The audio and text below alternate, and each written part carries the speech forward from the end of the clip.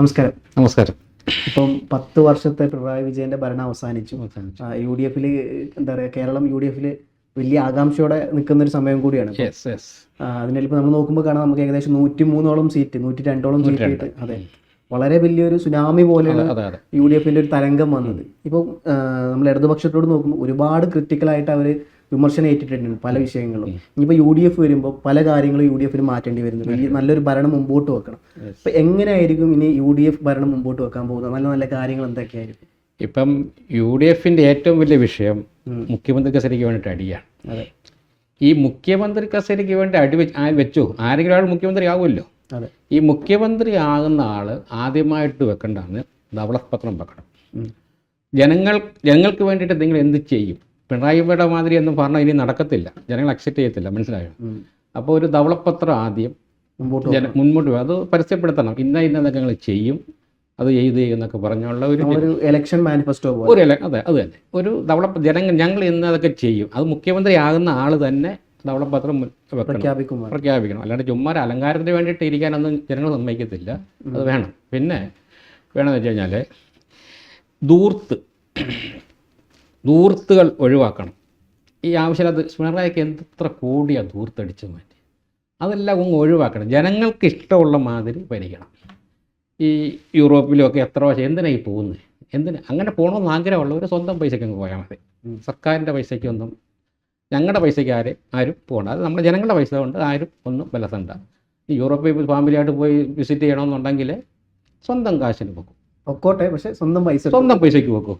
എന്ന് കരുതി ഒരു മുഖ്യമന്ത്രി അങ്ങനെ പോയി കിടക്കാൻ പറ്റത്തില്ല. എപ്പോഴും കാണണം, എപ്പോഴും തലസ്ഥാനത്ത് വേണം. കാരണം ജനങ്ങൾ വോട്ട് ചെയ്ത് ജയിപ്പിച്ച് ശമ്പളമൊക്കെ തന്ന് അവിടെ നിർത്തിയിരിക്കുന്നത് നിങ്ങൾക്ക് യൂറോപ്പിൽ പോയി കിടക്കാനൊന്നും അല്ല, മനസ്സിലായോ?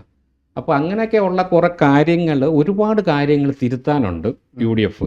അത് തിരുത്തിയാലേ, അല്ലെങ്കിൽ ഈ ഭരണം ഇങ്ങനെ തന്നെ പോവുകയാണെങ്കിൽ, പിണറായിയുടെ മാതിരി ഭരണം പോവുകയാണെങ്കിൽ എന്തിനാ മറ്റൊരു ഗവൺമെൻറ്, മറ്റൊരു മന്ത്രിസഭ വേണ്ടല്ലോ? എന്നാൽ പിന്നെ പിണറായി തന്നെ അങ്ങ് ഭരിച്ചാൽ പോരെ. അതുകൊണ്ട് ഒരു മാറ്റം എന്തായാലും ആവശ്യമാണ്, നല്ലൊരു മാറ്റം ആവശ്യമാണ്. അതുകൊണ്ടാണ് ഇത്തവണ മന്ത്രിമാരടക്കം ജനങ്ങൾ വലിച്ചെറിഞ്ഞത്. ഒരു ഡസനോളം മന്ത്രിമാരാണ്. അതെ. പിന്നെ ഇതിനകത്ത് മുഖ്യമന്ത്രി ചെയ്യേണ്ട നല്ല അറിവുള്ള വകുപ്പ് മന്ത്രിമാരെ വെക്കണം. അറിവുള്ളവരെ വെക്കണം. ഇപ്പോൾ ഒരു കൃഷി, ആ കൃഷിയെപ്പറ്റി അറിയാവുന്ന ഒരു ഒരാൾ വേണം. അല്ലെങ്കിൽ നല്ലൊരു കൃഷി ഓഫീസറെ സെക്രട്ടറി ആയിട്ട് വെക്കണം, ഉപദേഷ്ടാവായിട്ട്. കഴിഞ്ഞ 10 വർഷമായിട്ട് ഒരു കൃഷി മന്ത്രി ഉണ്ടായിരുന്നു. ആരാന്ന് പോലെ, എന്നാ പ്രസാദോ, അറിയത്തില്ല, ആരാന്ന് പോലെ അറിയാം എന്താ ചെയ്ത് ഇവരൊക്കെ.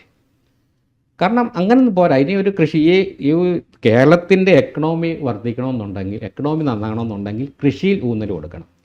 അത് ജനങ്ങൾക്ക്, ഈ കൃഷിക്കാരെ ഇങ്ങോട്ട് ആകർഷിപ്പിക്കാൻ വേണ്ടിയിട്ട് പലിശരഹിത ലോൺ കൊടുക്കുക. നിങ്ങളൊരു ആദ്യമൊക്കെ കൊടുക്കുക, അവർ കൃഷിക്കാരെ ഒന്ന് വരുതി കൊണ്ടുവരണം. എന്തുകൊണ്ടാണ് കൃഷി നിലയിലാകുന്നു പോകുന്നത്? വരുമാനമില്ല. പിന്നെ ഈ വെയിൽ കൊള്ളാനൊന്നും ആർക്കും വയ്യ. ഒന്നാമത് വരുമാനമില്ല, പിന്നെ ഈ വെയിൽ കൊള്ളുന്നതാകുമ്പം കൃഷി ഒരുപാട് പുറമോട്ട് പോയി. ഇപ്പം നമ്മൾ തമിഴ്നാട്ടിൽ നിന്ന് സാധനം വന്നില്ലെങ്കിൽ നമ്മളങ്ങനെ പട്ടിണിയാണ്. അപ്പോൾ കൃഷികളത് അതൊക്കെ നന്നാക്കണം.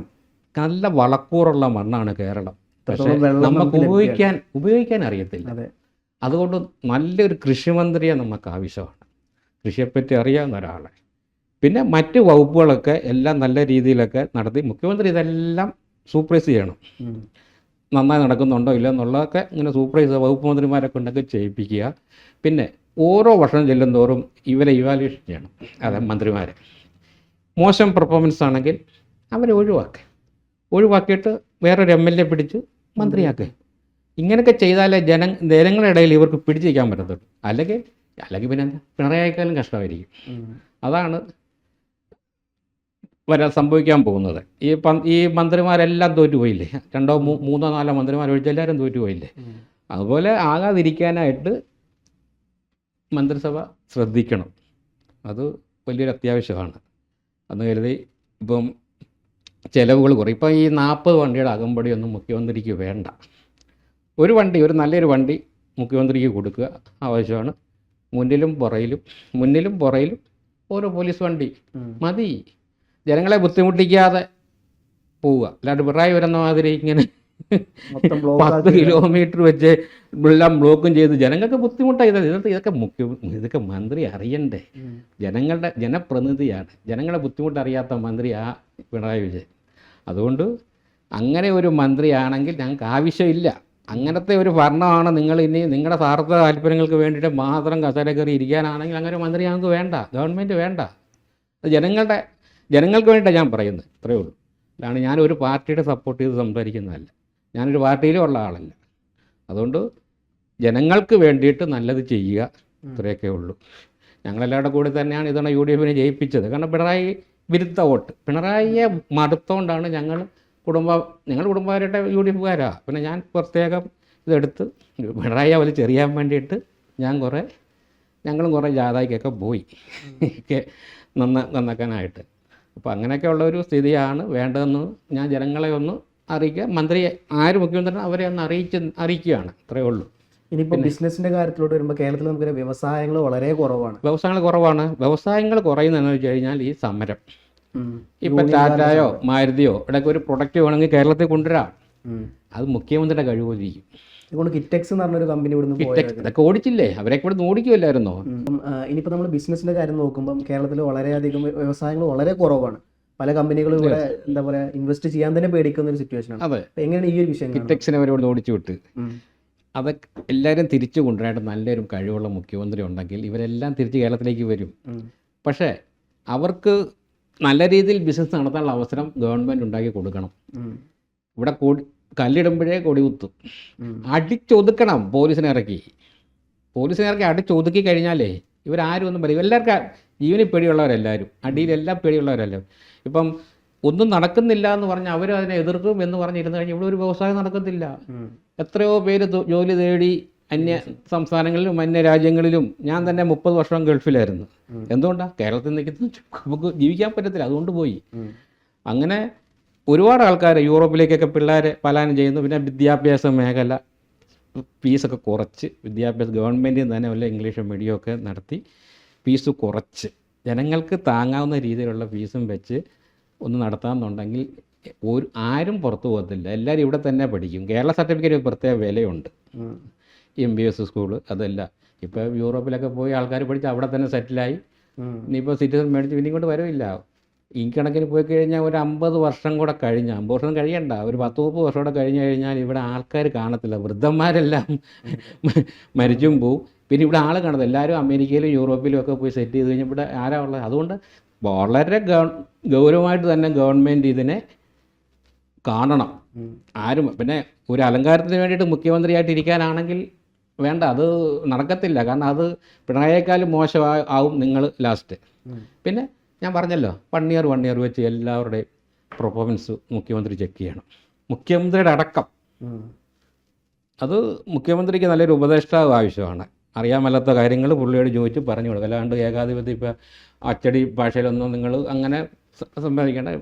പിണറായിക്ക് പറ്റിയ അബദ്ധം അത് തന്നെയാണ്. അയാൾക്ക് ഒരു നിലപാടുള്ള മനുഷ്യനായിരുന്നു. പക്ഷെ എന്ത് പറ്റിയെന്നറിയത്തില്ല അയാൾ ഇങ്ങനെ ആയിപ്പോയത്. കാരണം അയാളെ അങ്ങേരെ എങ്ങനെയൊക്കെയോ സെക്രട്ടറിമാരും എല്ലാവരുടെ കൂടി പണ്ടത്തിൽ നടക്കാൻ വേണ്ടിയിട്ട് ചുമ്മാ ആവശ്യമില്ലാത്ത ഇതൊക്കെ പറഞ്ഞു കൊടുത്താണ് അയാൾ ഒന്നൊരു ഇൻവോൾവ്മെൻ്റ് ആകാഞ്ഞത്. അങ്ങനെ ചെയ്താൽ മതി, ഇങ്ങനെ ചെയ്താൽ മതി, മറ്റേ ചെയ്താൽ മതി. ശരിക്കും പിണറായിയെ തോൽപ്പിച്ചത് പിണറായി തന്നെ. അയാളുടെ അനുയായികൾ ഒക്കെ പറഞ്ഞ് ഇങ്ങനെ തെറ്റായ രീതിയില്ല. അല്ലാണ്ട് പിണറായി ഒരു കാലത്ത് അത്ര വലിയ മോശം ഭരണാധികാരി ആണെന്നൊന്നും ഞാൻ പറയുന്നില്ല. പക്ഷെ പുള്ളി ഈ 5 വർഷം വളരെ മോശം. പുള്ളി ഒന്നിനും ഇൻവോൾവ്മെൻ്റ് ആകാത്തതുകൊണ്ടാണോ? പാർട്ടിയെ തന്നെ നശിപ്പിച്ചത് പുള്ളിയല്ലേ പാർട്ടി നശിപ്പിച്ചത്. പുള്ളിയുടെ ഏകാധിപത്യം. 72 സീറ്റുള്ളപ്പോൾ ഇവർക്ക് ഏകാധിപത്യം കളിക്കാൻ പറ്റില്ല. കാരണം CPM-ന് തന്നെ 72 MLA-മാരുണ്ട്. അപ്പോൾ CPI പിൻവലിച്ചാലും ഇപ്പോൾ മാണി ഗ്രൂപ്പ് പിൻവലിച്ചാലും മന്ത്രിസഭ നിലനിൽക്കും. അതിൻ്റെ അഹങ്കാരമായിരുന്നു ഇവർക്ക്. കോൺഗ്രസ് വന്നാലും 72 സീറ്റ് കേവല ഭൂരിപക്ഷം വേണ്ട അവർക്ക്. അതവർക്ക് ഒരു 70 താഴെ നിന്നാൽ മതി. ബാക്കിയുള്ള ഘടകകക്ഷികളെ വെച്ച് ഭരിക്കുക. എന്തായാലും പ്രശ്നം വന്നു കഴിഞ്ഞാൽ ഘടകകക്ഷികൾ പിൻവലിച്ചു കഴിഞ്ഞാൽ മന്ത്രിസഭ പോകത്തില്ലേ. അതുകൊണ്ട് ഞാൻ പറയുകയാണ്, ഈ കേവല ഭൂരിപക്ഷം ഒരിക്കലും കോൺഗ്രസിന് വേണ്ട, CPM-ന് ഇനി പരിപാടി. ഇനിയിപ്പം കഴിഞ്ഞു. ഇപ്പം ഇല്ല. എത്ര സീറ്റുണ്ട് കോൺഗ്രസ് തന്നെ? എത്ര സീറ്റുണ്ട്? 66 സീറ്റ്. 66 ഇപ്പം 66 സീറ്റ്. 71 സീറ്റ് വേണം കേവലം ഭരിക്കാൻ. അപ്പം വേണ്ട. ഈ CPM-ന് പറ്റിയ എന്താണെന്ന് ചോദിച്ചാൽ 72 സീറ്റ് ഉള്ളപ്പോൾ അവർക്ക് അഹങ്കാരമായിപ്പോയി. CPI പോലും കുഴപ്പമില്ല. ഇവർ ഘടകകക്ഷികളെല്ലാം പിൻവലിച്ചാലും അവർക്ക് നല്ലതാണ്. കാരണം അവിടുത്തെ ഒരു MLA പിടിച്ച് മന്ത്രിയാക്കിയാൽ അവർക്ക് ലാഭമല്ലേ, അതല്ലേ അവർക്ക് നല്ലത്. 2019 മോദി ഒറ്റയ്ക്കുള്ള ഒരു മെജോറിറ്റിയിൽ ജയിച്ച അതേപോലെ അങ്ങനെ ആകുമ്പോൾ അഹങ്കാരം കൂടും. ജനങ്ങൾക്ക് നല്ലത് ഇങ്ങനെയൊക്കെ തന്നെ അങ്ങ് വന്നു. പിന്നെ ഇതിൽ മറ്റൊരു കാര്യം എന്താ വെച്ച് കഴിഞ്ഞാൽ, ഇപ്പം പണ്ട് അച്യുതാനന്ദൻ മുഖ്യമന്ത്രി ആയിരിക്കുമ്പോൾ പിണറായി ആയിരുന്നു പാർട്ടി സെക്രട്ടറി. അപ്പോൾ എന്തെങ്കിലും തരത്തിൽ അച്യുതാനന്ദൻ തെറ്റ് ചെയ്യുകയാണെങ്കിൽ പാർട്ടി സെക്രട്ടറി എന്നുള്ള നിലക്ക്, മീൻസ് പാർട്ടി സെക്രട്ടേറിയറ്റ് യോഗങ്ങളിൽ സാധനം പറയായിരുന്നു, ആ പോയത് ശരിയായില്ല, തീരുമാനം എടുത്ത് തെറ്റാണെന്നുള്ളൊരു സാധനം. പക്ഷെ നിലവിലോട്ട് വരുമ്പോൾ MV ഗോവിന്ദൻ എന്ന് പറയുന്ന ആൾ പൂർണ്ണമായിട്ട് റബ്ബർ സ്റ്റാമ്പാണ്. ഈ ഗോവിന്ദൻ എന്ന് പറയുന്ന ആൾ എങ്ങനെ ഇവരൊക്കെ ഈ MLA എന്നുള്ളത് എനിക്ക് തന്നെ മനസ്സിലാകുന്നില്ല. ഒരു വിവരമില്ലാത്ത ഒരു ആളാണ് ഈ ഗോവിന്ദൻ എന്ന് പറയുന്നത്. പണ്ടില്ലേ ശ്യാമളെ പിടിച്ച് നിർത്തി, ഭാര്യയെ പിടിച്ച് നിർത്തി കുടുംബരാഷ്ട്രീയം ഉണ്ടാക്കാൻ പോയതാ, തകർന്നു പോയല്ലേ. എന്താ ഇനി ഇപ്പം CPM അവസ്ഥ? ഇപ്പം എന്താ CPM അവസ്ഥയ്ക്ക് ഇനി വളർന്നു വരണമെങ്കിൽ സമയം എടുക്കും. ഈ 5 വർഷത്തിൽ നല്ല നല്ല പാർട്ടി ആദ്യം തന്നെ ഈ പിണറായി വിജയനെ പാർട്ടിയിൽ നിന്ന് ഒഴിവാക്കുക. പുഴു റെസ്റ്റ് എടുക്കാൻ പറ, ഗോവിന്ദനെ മാറ്റണം. ഇവരൊന്നും പാർട്ടിയിൽ വേണ്ട. പാർട്ടി അവർ CPM വന്നു കഴിഞ്ഞാൽ നന്നാകത്തില്ല. അവരുടെ ഏകാധിപത്യമായിരിക്കും ഇവിടെ നടക്കുന്നത്. അതുകൊണ്ട് പാർട്ടിയുടെ തീരുമാനമനുസരിച്ച് ഇപ്പോൾ ശ്യാമളെ നിർത്തരുതെന്ന് പാർട്ടി ആവശ്യപ്പെട്ട നിർത്തരുതെന്ന്, അതിനെതിരെയാണ് ഇപ്പോൾ അവരൊക്കെ ഒറ്റയ്ക്ക് വന്ന് മത്സരിക്കാൻ തോറ്റില്ല. നല്ല ഒരു ഭരണ മന്ത്രിയായിരുന്നു ശൈലജ ടീച്ചർ. അവരെ അവിടെ കൊണ്ടിട്ട് തോൽപ്പിച്ചു, തോൽക്കാലം മണ്ഡലം എടുത്ത് കൊടുത്തു. അതാണ് ഇതെല്ലാം ഉണ്ടല്ലോ. പാർട്ടിയെ നശിപ്പിച്ചു. പാർട്ടിയെ അല്ല, ഈ നേതാക്കന്മാർ തന്നെ പാർട്ടി നശിപ്പിച്ചു. പിണറായി തന്നെ പാർട്ടിയെ നശിപ്പിച്ചു. അതുകൊണ്ട് ഞാൻ പറയുന്നത് ഇനി പാർട്ടി അവരോട് മാറിയിരിക്കാൻ പറ, പിണറായിയെ മാറ്റണം, ഗോവിന്ദനെ. ഈ കുറച്ച് ആൾക്കാരുണ്ട്, നേതാക്കന്മാരുണ്ട് ഇങ്ങനെ വെറും വേസ്റ്റായിട്ടിരിക്കുക, പാർട്ടിയെ നശിപ്പിക്കാൻ വേണ്ടി. അവരെ എല്ലായിടത്തും മാറ്റിയ ശേഷം അടുത്ത 5 വർഷത്തിനകം തിരിച്ചു ഇനിയിപ്പോൾ ഇവർ വരുന്നത് എങ്ങനെയാണെന്ന് വെച്ച് കഴിഞ്ഞാൽ, CPM ഇനിയും വളർന്നു വരണമെന്നുണ്ടെങ്കിൽ UDF ഭരണം മോശമാകണം.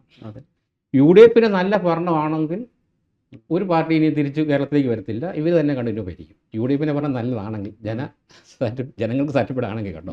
അല്ലെങ്കിൽ ഉണ്ടല്ലോ ചിലപ്പോൾ 1 വർഷം 2 വർഷം ആകുമ്പോഴത്തേക്കും പയ്യ അവരിലേക്ക് ചായും. അതാണല്ലോ കേരളത്തിൻ്റെ ഒരു 5 വർഷം കൂടുമ്പോൾ നമ്മൾ ഇതുവരെ. പിന്നെ ഈ കഴിഞ്ഞ 5 വർഷം കൊറോണയും വെള്ളപ്പൊക്കവും നിപ്പയും അതൊക്കെ കാരണം ജനങ്ങൾക്ക് അങ്ങോട്ട് വിലയിരുത്താൻ പറ്റിയില്ല. പിന്നെ ആരോഗ്യവകുപ്പിൽ ശൈലജ ടീച്ചർ നന്നായിട്ട് പെർഫോമൻസ് ചെയ്തുകൊണ്ട് മാത്രമാണ് 21 വീണ്ടും വന്നത്. ആ ശൈലജ ടീച്ചറിൻ്റെ ഒരു കഴിവ് അവിടെ പ്രത്യേക ഒരു ഇൻവോൾവ്മെൻറ്റ് ശരിക്കും ഉണ്ടായിരുന്നു കേട്ടോ. പക്ഷെ അവരെ ഈ പിണറായിക്ക് ഇഷ്ടമല്ല. പിണറായി എന്ന് പറഞ്ഞാൽ അവരെക്കാളും ഭൂരിപക്ഷത്തിൽ ശൈലജ ടീച്ചർ വന്നു. എനിക്കൊന്നും അതൊരു കാരണം, ഒരു അസൂയയുടെ ഉണ്ട്. അതാണല്ലോ, അത് ആർക്കും മനസ്സിലാവുന്ന കാര്യമാണല്ലോ. ശൈലജ ടീച്ചറിനെ പേരാമ്പ്രയിലേക്ക് നിർത്തി തന്നെ അവിടെ നിന്ന് സണ്ണി ജോസഫിനെ തോൽപ്പിച്ച് വരാൻ അതൊന്നുമല്ല കാരണം. സണ്ണി ജോസഫിനെ തോൽപ്പിക്കാൻ പറ്റുന്ന എല്ലാവർക്കും അറിയാം, പാർട്ടിക്കും അറിയാം. പിന്നെ ഇവർ മട്ടനും നിന്നിരുന്നെങ്കിൽ ജയിച്ചേനെ. ഇപ്പം എന്താ തളിപ്പറമ്പ് പോയി, പിന്നെ പയ്യന്നൂരും എല്ലാം പോയില്ലേ. അത് ഇവരുടെ ഏതാണ്ട് അമ്പലപ്പുഴ ഇപ്പോൾ എല്ലാം ഇവരുടെ അറിവ്, ഇവരുടെ ഈ വാശി കൊണ്ട് പോയതാണ്. ഇത് ഇവർക്ക് തന്നെ അറിയാമെന്ന് തോന്നുന്നു. പക്ഷേ പാർട്ടി നശിച്ചു. ഇവരേതായാലും അധികാരത്തിൽ വരും. ഇപ്പോൾ പിണറായി അധികാരത്തിൽ വരുന്നില്ല എന്ന് വിചാരിച്ചായിരിക്കും പുള്ളി പാർട്ടി ആരും വരണ്ട എന്നുള്ള രീതിയിൽ അങ്ങ് ഇതാക്കിയെന്ന് എനിക്ക് തോന്നുന്നു. ഞാനല്ലെങ്കിൽ വേറെ ആരും വേണ്ട. അങ്ങനെയുള്ള അത് മാറണം. ഇത് പറഞ്ഞാൽ ആരുടെയും കുടുംബസ്വത്തല്ലല്ലോ. പാർട്ടി എന്ന് പറഞ്ഞാൽ ആരുടെയും കുടുംബസ്വത്തല്ല, ജനങ്ങളാണ് പാർട്ടി. അതുകൊണ്ട് എങ്ങനെയാണെന്ന് വെച്ച് കഴിഞ്ഞാൽ ധവളപ്പത്ത് സമർപ്പിക്കുക. UDF നല്ല രീതിയിൽ ഭരിച്ചില്ലെങ്കിൽ ജനങ്ങൾ വെറുതെ വിടത്തില്ല. പിണറായിയുടെ ഭരണം മടുത്തു. പിണറായിയുടെ ഭരണം മടുത്തോണ്ടല്ലേ ജനങ്ങൾ ഇപ്പം അവസരം കിട്ടിയപ്പോൾ തട്ടിക്കൊടുത്ത്. അതുപോലെ തന്നെ ഉള്ള ഒരു അവസരം UDF ഉണ്ടാക്കരുത്. നല്ല രീതിയിൽ ഭരിക്കണമെന്നാണ് ഞങ്ങളുടെയൊക്കെ എല്ലാ ആഗ്രഹം. ആരുടെ വാശി അല്ലെങ്കിൽ ഇതെൻ്റെ സ്വത്താണ് അല്ലെങ്കിൽ ഞാനുണ്ടെങ്കിൽ ഇതാകത്തുള്ളൂ എന്നുള്ള രീതിയൊന്നും വേണ്ട. ഇത് ജനങ്ങൾ തീരുമാനിച്ചു. ജനങ്ങളാണ് നിങ്ങളോട് എത്തിയിരിക്കുന്നത്. അപ്പോൾ ജനങ്ങളെ ഇഷ്ടപ്രകാരം നിങ്ങൾ ചെയ്യണം. ജനങ്ങളെ കണ്ടു കഴിഞ്ഞാൽ നിങ്ങളെ സല്യൂട്ട് അടിക്കണ്ടേ? അല്ല, ഞങ്ങളല്ല, ജനങ്ങളെ സല്യൂട്ട് അടിക്കണ്ടേ? ജനങ്ങളെ കാണുമ്പോൾ നിങ്ങൾ കൈപൊക്കി സല്യൂട്ട് അടിക്കണം. കാരണം ജനങ്ങളുടെ നികുതിപ്പണവും ജനങ്ങളുടെ വോട്ടും ഒക്കെ മേടിച്ച് നിങ്ങൾ ഈ സഞ്ചരിക്കുന്ന ഓരോ പെട്രോളുണ്ടോ, ലിറ്ററിൽ പെട്രോളിന് പൈസ പോലും ഞങ്ങളാണ് കൊടുക്കുന്നത്. അത് ജനങ്ങളാണ് കൊടുക്കുന്നത്. അതൊക്കെ ഒന്ന് ഓർത്ത് വെച്ച് വെക്കും പോകുന്നതാണ് പറഞ്ഞത് നല്ലത്. ഇനിയിപ്പോൾ ഓരോ എപ്പിസോഡിൽ ഇങ്ങനെ വരും. നിങ്ങളെങ്ങനെ ഇവാലുവേഷൻ ചെയ്തുകൊണ്ടിരിക്കും. ഇനി ഭരണം ഇപ്പം മുഖ്യമന്ത്രി അപ്പോൾ തീരുമാനിച്ചില്ല, ഭരണം പറയട്ടെ. ഭരണത്തിൽ കയറുമ്പോൾ എല്ലാ നെഗറ്റീവ്സുകളും നല്ലതാണെങ്കിൽ നല്ലതെന്ന് പറയും, മോശമാണെങ്കിൽ മോശമാണ് തന്നെ പറയും. അതാരാണെങ്കിലും, ഇപ്പോൾ വി. ഡി. സതീശനാണെങ്കിലും രമേശാണെങ്കിലും KC ആണെങ്കിലും മറ്റുള്ളവരാരെങ്കിലും ആണെങ്കിലും ഞങ്ങൾ പറഞ്ഞുകൊണ്ടിരിക്കും. നല്ലതാണെന്ന് തന്നെ പറയും. മോശമാണെങ്കിൽ മോശമാണെന്ന് തന്നെ പറയും. ശരിക്കും രാജിവെച്ച് പോകാൻ ആണ് നിങ്ങൾ പോകണമെന്നുള്ള ഇതിലാണെങ്കിൽ ഞങ്ങളതും പറയും. രാജിവെച്ച് പുറത്തു അല്ലെങ്കിൽ മന്ത്രിയെ മാറ്റാൻ പറയും. ഈ വകുപ്പ് മന്ത്രിമാരെ നന്നായിട്ട് ശ്രദ്ധിക്കണം. എല്ലാവരും ഉണ്ടല്ലോ അവരവരുടെ ആര് ചോദിക്കാനാന്നുള്ള രീതിയിലാണ് ഇതുവരെ പോയത്. ഇനിയൊന്നും പറ്റത്തില്ല എന്ന് ഞാൻ പറഞ്ഞുള്ളൂ. ജനങ്ങൾക്ക് വേണ്ടിയിട്ട് ഞാൻ ഇത്രയും പറയുന്നു. അതുകൊണ്ട് നമസ്കാരം. എന്നാലും നമുക്കിനിയും ചർച്ചകൾ തുടരും. എപ്പിസോഡ് ഇനിയും തുടർന്നുകൊണ്ട് വരും കേട്ടോ. അതുകൊണ്ട് ഓക്കെ.